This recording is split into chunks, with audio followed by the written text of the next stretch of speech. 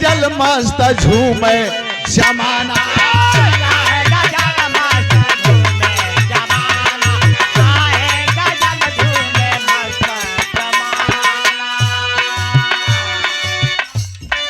छल के जवानी के जाम हाय रे मेरी, हाय रे मेरी, हाय रे मेरी बुलबुल क्या छेड़े।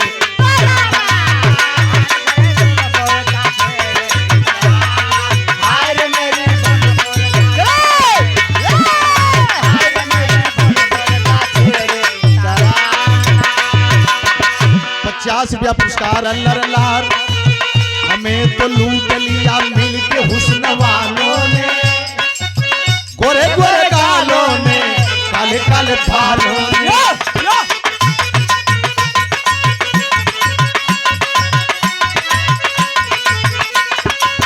जवां दिल होते तो मुलाकात अच्छी लगती है, दिनों में सावनी बरसात अच्छी लगती है।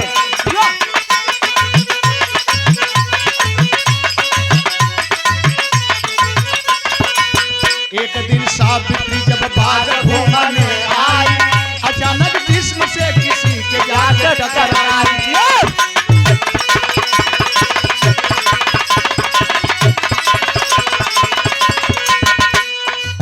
नजर उठी है तो देखी कोई अनजान खड़ा, बाला की सूरत पर लगाए नजर है पारा।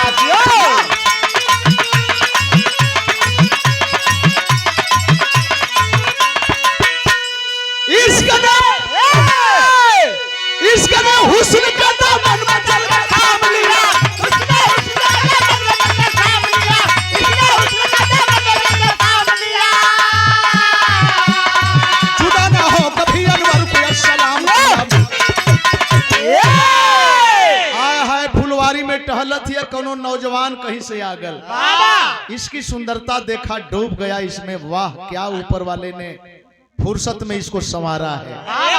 लगल के नीचे ऊपर ताक आई, अपने में लड़किया की अपने में पगलाइल बा, ये अपने में पगलाइल बा। गई अचानक लड़ गई, आज जब लड़ गई उस नौजवान से तो हंस करके बोल पड़ा, भाई मैडम आप में ब्रेक नहीं है क्या? आज जब ब्रेक का नाम सुन ले तो नौजवान लड़की लगल नीचे ऊपर ताके कि भाई हमारी में ब्रेकवा होता, हमार ब्रेकवा हो तो लगल काहे ना, एक रबड़वा खियाए कैसे गए, कबहू लगैबो तो ना कैली, एक रबड़वा गड़बड़ायल कैसे। और तब तक हाथ पकड़ लिया, राजकुमारी है ना, आय हाय केहू के सामने से तारीफ कैल जा, दूठे दांत अगर निकलल अगर ये कहल जा कि क्या बतीसी की तरह चमक रहा है, तो शायद ये सोची है कि दूठे और निकल गल हो तो फुट बड़ा नीक लगल। लेकिन ऐसे नहीं, कभी आऊंगा बात बारात लेकर के आऊंगा, बाजा बजवाऊंगा, विदा करा के लेके जाऊंगा। पड़ाव पर गल और वही बीच में भेंट मुलाकात में बतिये बिगड़ गई। बिटिया के मतारी के पता चल गल, जाके अपने राजा से कहे लगली कहा कट गई। जब ही जनल की कट गई तो 6 लड़कवन के बुला के ठे मंत्रणा करतो, संकेत लगल क्या बात है।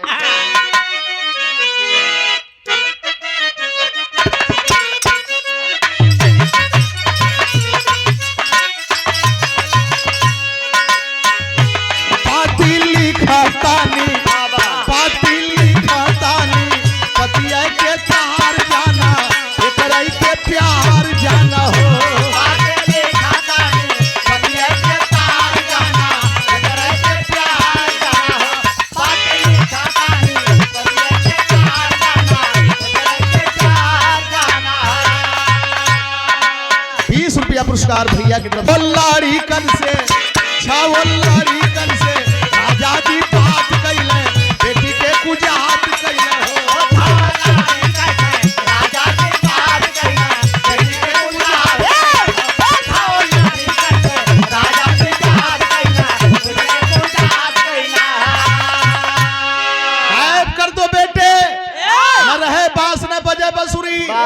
आपस में मंत्रणा में तय करके 6 सुबह सुबह में तैयारी करते हैं, मेला की तैयारी करते हैं।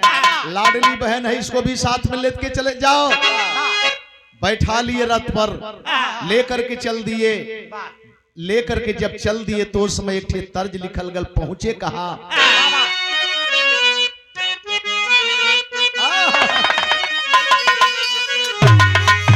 फिल्म का गीत, भोजपुरी गीत आज निकलत या कल पुरान हो जाता। हथवा में कलमिया गड़गड़ जाए, ये कुल माटी का चीज है, ये कुल पुरान ना हुई है। जब एक महुआ चैनल पर गावे लगली तो लोगों ने रोक दिया, इसे रुकिए, एक अलग से लोग टेप कई के शोध बदे भेजल। हमरा ना जे कलाकार का गीत बढ़िया लगल, माटी का गीत छटाइल और वही के शोध बदे भेजल गए। यही पार गंगा माई हो, वही पार रजामुना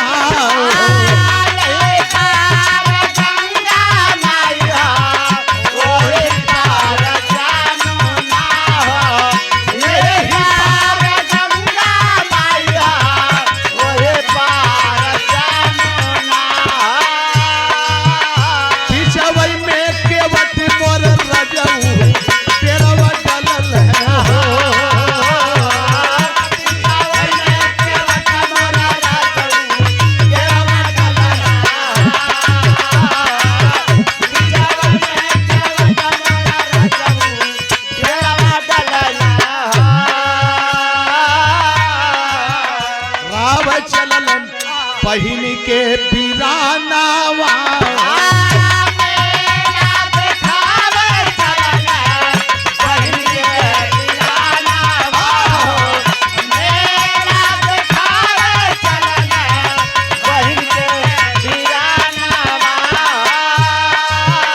डूबल हो सूरजवा रजनी घेरवा जलली हो।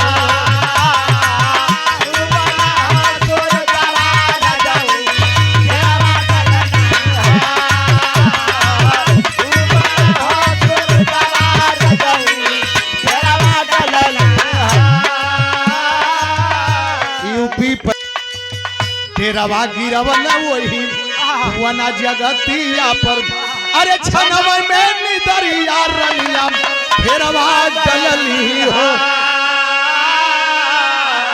बहुत दूर निकल गए, परिणाम निकला कि घनघोर जंगल मिला। घनघोर जंगल में एक सुंदर, बहुत सुंदर कुआं है, बहुत गहरा कुआं है। उस कुआं को देखे, जगत को देखे, सोचे यहीं विश्राम करेंगे, सुबह होगा तो प्रस्थान करेंगे। विश्राम की नियत से पड़ाव पड़ गया, और जब पड़ाव पड़ गया तो जंगल की आबहवा, हवा जब पाती है, बहन नींद में खर्राटा भरने लगी। और जब नींद में खर्राटा भरने लगी तो ये भाई अपने कार को अंजाम देने चल दिए। कैसे? रतिया में छवो भैया रचल रचनवा से, अब बहिनी के डाली दिहल गहिरे कुआना। सोचल कि मरी जई है डूबी करके पनिया में, रातों रात चली भइल अपनी भवन, उठाए के फेंक देल। जान रहबू न कलंक लगी के प्रणाम। लेकिन बात वही का आए हाय, जब कुआं में पड़ी तो लगा कि वो फूल की सैया पर लड़की है। आया है भयवा तो सब फेंक के रथ पर बैठल चल दे। लेकिन वही बीच में यही कहला कि जा को राखे साइया, मार सके ना कोई, बाल न बाका कर सके जो जग बैरी हो। या वही घटना सामने आप लोगों के बीच में निकलल, जो महाहर धाम में बस जल गई। तार से, बिजली के तार से माँ जल रही है, बच्ची को उसमें से फेंक दी, बच्ची बच गई। देखा ही है शक्ति हो, यह शक्ति हो। जरूरत पड़े तो अंगद महाराज की गईले के बाद पता चलेला कि शक्ति है, मगर हम लोग जो आडम्बरी, जो पाखंडी ढोंगी के रूप में इसे हम परिवर्तित कर देते हैं। नहीं, शक्ति देखना है तो नजदीक में जाकर के देख लें कि सच्चाई क्या है। अपने आप को ढोंग से दूर रख के सच्चाई को देखें। आया है वही समय एगो महात्मा अइले देखले कि कुआं पानी निकाली प्यास बुझाई बिरहा में कवि जी भाव दे देलन।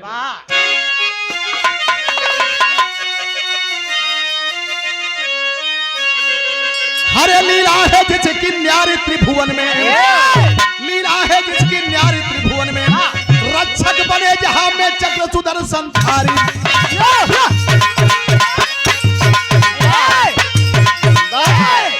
आय हाय बहरे कह देहले, बहरे कह के सवाल कह देहले, बेटी तू तो बहुत बड़ घर का लड़की है रे। खलस है बाबा हम बहुत बड़ घर का है कि गरीब घर का है, ई कुल बात छोड़ा। देखा देखा लोगों, अरे बरही का पहचान भैया चाहे जवन कुछ है, लेकिन आप बतावा कि आप हुआ के देखें धर्म संकट में फंस गई है। कहला कि हमार परिचय जानल चाहते बेटी, तो अपन परिचय बताओ तुम, का बताओ तुम।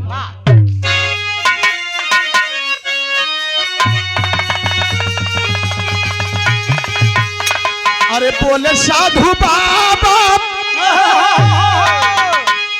सबके प्रणाम करते लेकिन बात वही कह,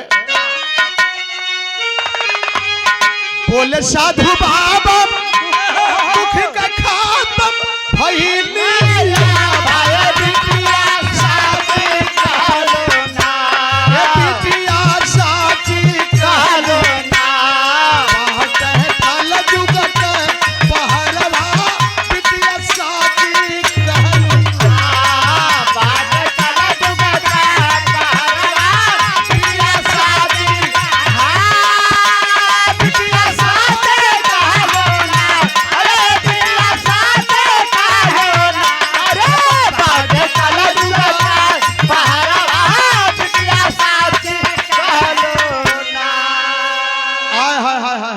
न होगा भैया।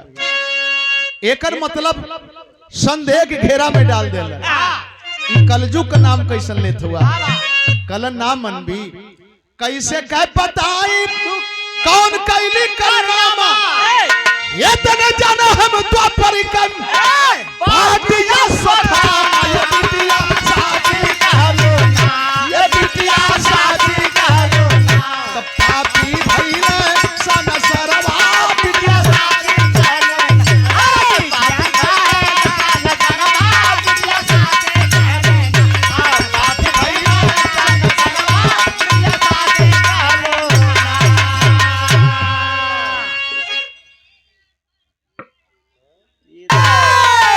आय है कहला कि हमार नाम अश्वत्थामा है, कलश की द्वापर वाला अश्वत्थामा कलयुग में। हाँ बेटा बस कर अब जो, बस कर अब जो।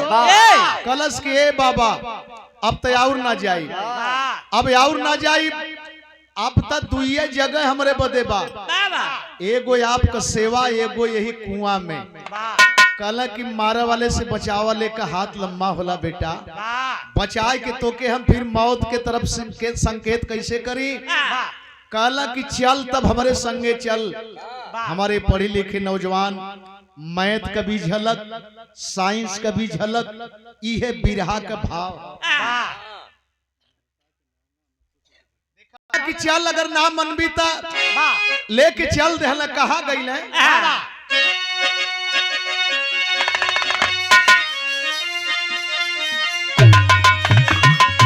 हरे सावित्री का बन के सुख सहरवा साधु पाबा हम, आ देव लगल बेटी के दुलरवा साधु पाबा हम।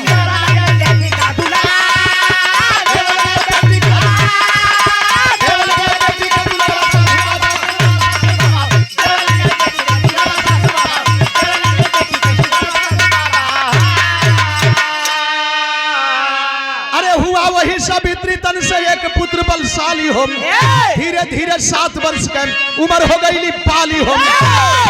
यशस्वी बालक का चेहरा साधु बाबा हो, सिखाए दिहल कुलियापन हुनरवा साधा।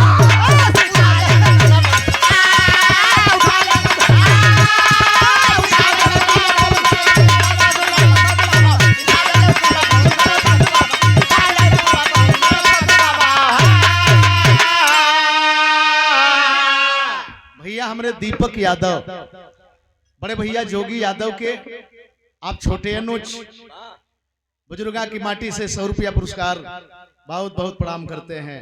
लड़का वह कलंकित पैदा भयल ओके अपन विद्या सिखावे लगल और लड़का भयल कैसन, अरे हुआ प्रवीण धनुष विद्या में वह बालक गुणकारी हो, खेल रहा जंगल के बीच में मारत बाण संकारी हो, एक बाण से गिर जाना कुल से रवा साधु बाबा, तुझे बाण से या जाल बजरवा साधु बाबा।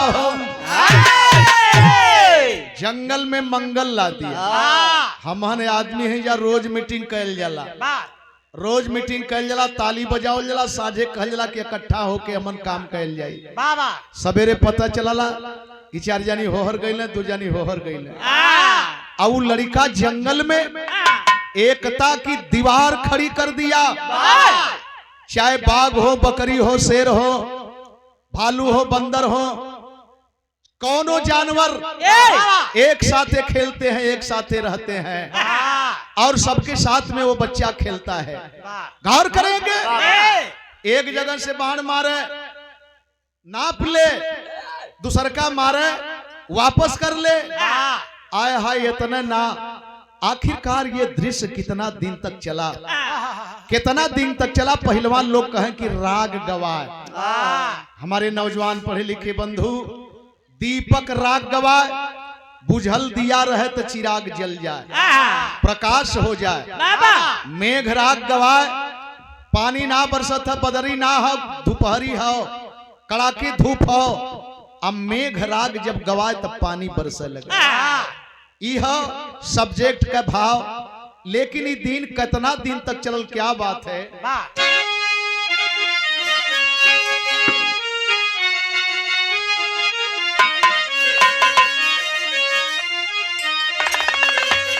अरे कोई नहीं, अब कोई नहीं जाने हो संजोग वाली पति।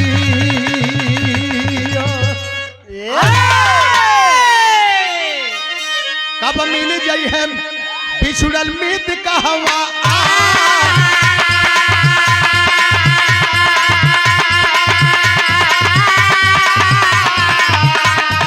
एक दिन सोमेश्वर हो चौहान वही बनावा।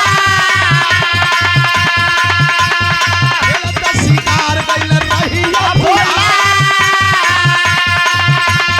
पहुंच गइल बालक हवा करत बाकी लोलावा।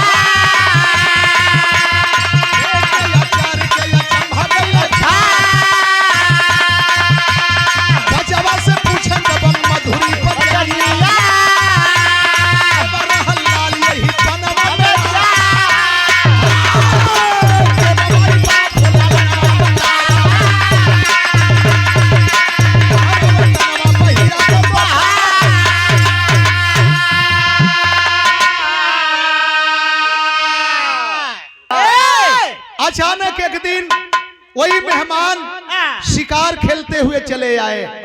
शिकार खेले का नीति ना रहत तो तोरे महाहर में राजा दशरथ अयोध्या से चल के आके श्रवण कुमार का हत्या ना कर, मतारी बाप का श्रवणडी में हत्या ना हो। इस शिकार करे बदे दूर दूर जाए लोग आए है। उसी में बात बिगड़ी। देखा तुम्हें लड़का के हिसाब किताब के, जब सब का सब चल गए तो नजदीके गए, कहले कि बाबू अकेले हो या और कोई है। खलस के मनई का बताई, आवा चला मिला दे। आगे आगे लड़का पीछे ले महाराज, लेकिन कहाँ गईले।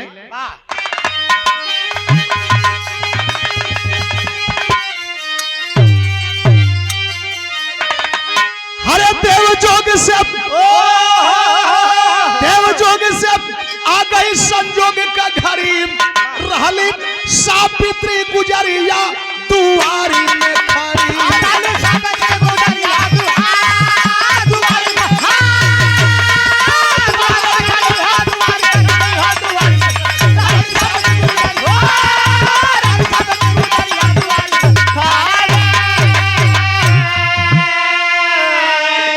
और से सावित्री निकल चल आवत थी हर से सोमेश्वर, एक दूजे को देखे अश्रुधारा छलक पड़ा। अरे इतना दूर इतना दिन के बाद मुलाकात होती है। महाराज जी आगे कहला कि बेटा हम चीन ले ली, हम पहचान ले ली, इस बच्चे का बाप तुम ही हो, लो आज हम इस भ्रम को ही दूर कर देता हूं। देखे मंत्र उच्चारण करके शादी कर दिए। सबेर भैल तो कहला कि बाबा अब आजादी चाहत है, अपने बीवी बच्चन के साथ है, कल ले जाओ बेटा। तो अपने घरे अपने प्रदेश में ना गईले कहा, सीधे दिल्ली गईले। और जब दिल्ली गईले तो दिल्ली में देखत का हुआ कि बहुत बड़ा विकट समस्या, काट मार शुरू है। बाबा आई मंच पर आई, तनी हम कुछ हमन के पल्ले हाव ना, लेकिन एक बार तनी सब माला पहना के हम अपने हम चिन्ही ने पौनी लोग बतौले हम कनी कि हाउ के हुए जेकरे पीछे जेहर जात हूँ वहर लोग जात हुए, कल वह हुए न महाराज अंगद महाराज। हम करीब बाप रे बाप दौड़ करके पैर पकड़ा। आज वो शक्ति आपका बरही का रिश्तेदार, केवल चौधरी का रिश्तेदार नहीं, पूरे बरही के लोगों के रिश्तेदार बन करके आए हैं। आपका सम्मान कर रहे हैं, ऐलान कर दे साड़ी बांटत के कि का हो भैया बरही में मेहरारू का संख्या इतना हो, सड़िया तब बच गई। ये बहुत बड़ी चीज है। अपनी यहाँ जब घड़ी बांटे लगना मैदान करे लोग जात में बरतिया कला सुनला आई तोहफा ले जा। ई भल की एक टरा की घड़ी कहाँ से आई ले, तो भल की बंगाल से आल है। तो ये है माननीय अंगद महाराज बतौली की चमार बिरादरी में पूरे भारत में तीनिये ट्रस्ट तीनिये चमार बिरादरी के हो, और नहीं तो बड़े शक्तियों के पास में है दोस्त। और एक बार जोरदार ताली बजा करके सम्मान करें, स्वागत करें अपने में।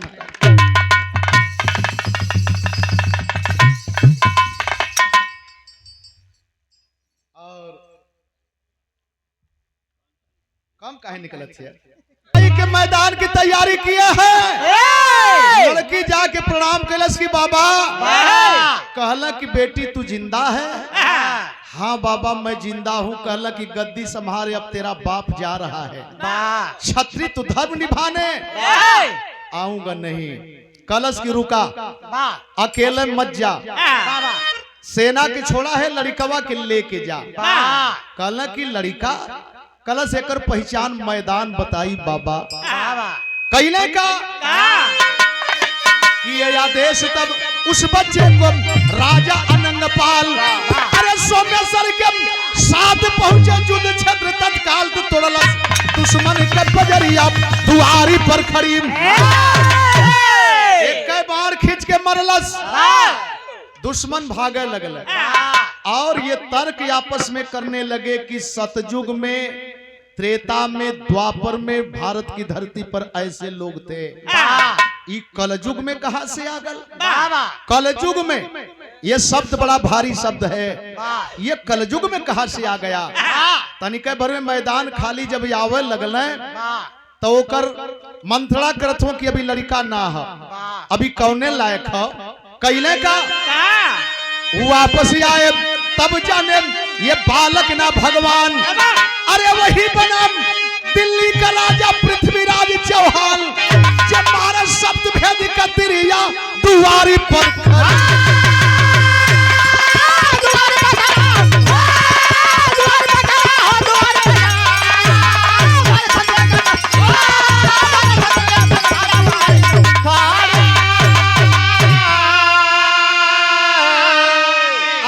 कलयुग का मतलब कल का युग है, पाठ पुर्जों का युग है।